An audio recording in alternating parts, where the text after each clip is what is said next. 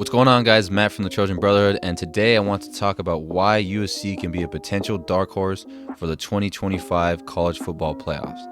And you may be thinking, how could a team like USC with as big of a brand as they have be a dark horse? And my answer to you is, look at what USC is projected to do in 2025.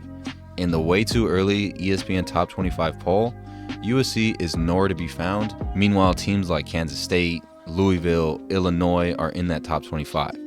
And you look at the betting line for total wins this season, and USC is at 7.5. And in my opinion, if an unranked team whose line was at 7.5 makes the playoffs, that would certainly be a shocker to me. And I am actually confident that this USC team can make a playoff push. Now, I can't necessarily say that USC is disrespected because they did just go 7-6, and usually 7-6 teams don't get ranked, so that's not what I'm trying to say. But I do think that if you are scoffing at USC and the idea of them being a playoff contender, you are deeply mistaken. Because the fact of the matter is that USC should not have won 7 games. Their season went horribly wrong in so many ways last year, but the one thing that no one can deny, not even the biggest USC hater in the world, is that they played every single team tough.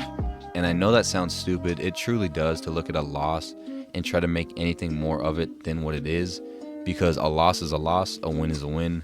But in college football, it is definitely important to see how you play elite teams, to see how you measure up your program against them. And a close loss shows you that you are exactly that, you're close. And so you look at the games like Penn State and Notre Dame, and it really frustrates you.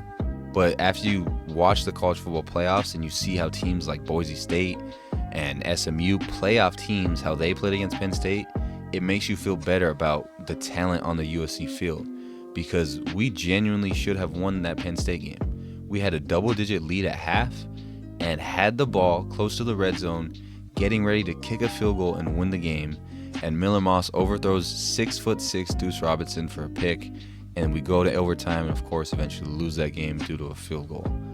But like I said, you compare that to the way other teams, playoff teams, have played Penn State, and it shows you that USC was better than a 7-win team. And as frustrating as that is, that you should have won the game, it's better than getting blown out, because again, it shows that you're close. And if you look at the game against Notre Dame, who went to the national championship, we put 35 points on them, and in the fourth quarter had a chance to tie and maybe even win the game before a terrible pick six. And for the record, 35 points was the most points Notre Dame allowed all year. And that's including the national champions, Ohio State. And so you look at the way we played these playoff teams. As a matter of fact, they actually met in the college football semifinals. And we were able to compete with them and in both games have a chance to win, especially that Penn State game. It shows that we're not that far off in terms of talent on the field. The problem was that those two teams happened to execute better than we did. And let me make something very clear, because I know people are going to be outraged by this. I'm not trying to say that there's such a thing as a good loss, but the point I'm making is that USC is close, and you cannot deny that. If 5 of your 6 losses you had a lead in the fourth quarter, that tells you should have won those games. And these losses at the end of the day all came down to a lack of execution, and that is something that you can fix. If you're competing at the line of scrimmage, your defense is competing with their offense and vice versa, that shows you you're close, but they executed better in the fourth quarter. And that is essentially what happened in every single game this year.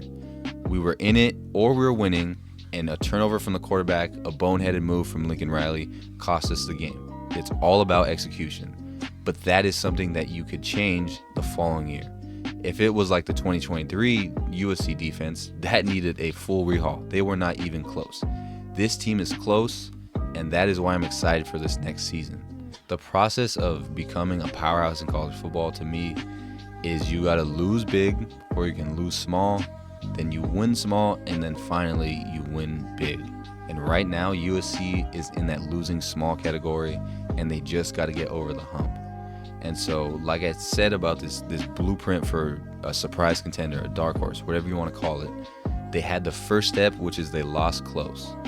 The next step is the offseason. You got to get some momentum in the offseason through transfers, recruiting, maybe coaching changes, front office changes. And I've already covered this several times. I think they've done a tremendous job with the offseason. And then finally, Another reason I think we'll be a contender is these dark horse teams, oftentimes they get a weak schedule early on.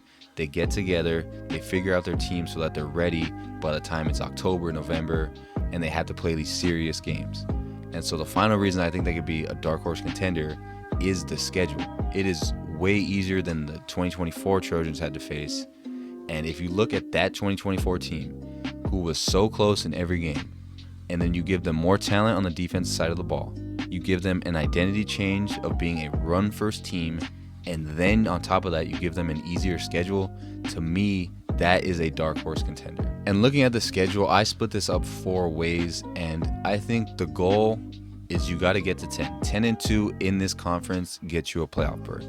USC is going to handle business there. That's going to be 4 wins. Then you got the slight favorite, which you can't write in as a W like you do the first 4, but I feel fairly confident that USC can get that done. I think USC will be a pretty consistent team this year because of their defense. Defense travels. So that's 7 wins right there. And you, like I said, you got to get to 10. That leaves the remaining 5. There's the games where you're going to be underdogs. You have to go to South Bend. You have to go to Eugene. And that is definitely going to be tough. But the thing is, you could lose both of those games and still make the playoffs as long as you sweep the bottom, which these 3 games here are so important. Those 3 are going to decide USC season because you got to go to Illinois, who's a good team. They're ranked. Nebraska is not ranked, but it is a very tough place to play. And with Raiola coming back, that's kind of a team that's hard to read. We'll see how good they are. And then, of course, Michigan, who I think actually is fairly even with us, but of course we'll have them at the college. So you look at the formula to get to the playoffs, you take care of business with that front 7, and you got to go 3-2 in these 5 games. Now, you could lose to both Notre Dame and Oregon, as much as that would hurt. Those are my 2 least favorite teams. But you win those bottom 3, you're going to the playoffs. Maybe you could split with Notre Dame and Oregon, and you just got to go 2 of 3. No matter how you do it, USC has to go 3-2, and honestly, that's not too much to ask. The thing that has me a little nervous about this is the fact that 4 of these are road games and they're going to be really tough to play. But if you really look at the Big Ten, you miss Ohio State, you miss Penn State, and you don't have to play an out-of-conference team like LSU or we actually had Ole Miss scheduled. This is a fairly easy schedule for the conference we play in, and I think we have to take advantage of this. Like I said, you just got to go 3-2 in those 5 games, and you're looking at a playoff push. And so I'm not saying that this is going to be a dominant team. I'm not saying they're going to win the Big Ten, but I do believe that they will definitely be a top 25 team. I do definitely believe that they will win more than 7.5 games. And I think as long as they change the identity of this team to a run-first team, as long as they execute better down the stretch, with this schedule, they can make the playoffs. And it's really not crazy to say. But anyways, as always, let me know your thoughts on this season. Do you think they're a sleeper for the playoffs? And let me know how many games you think will win in 2025.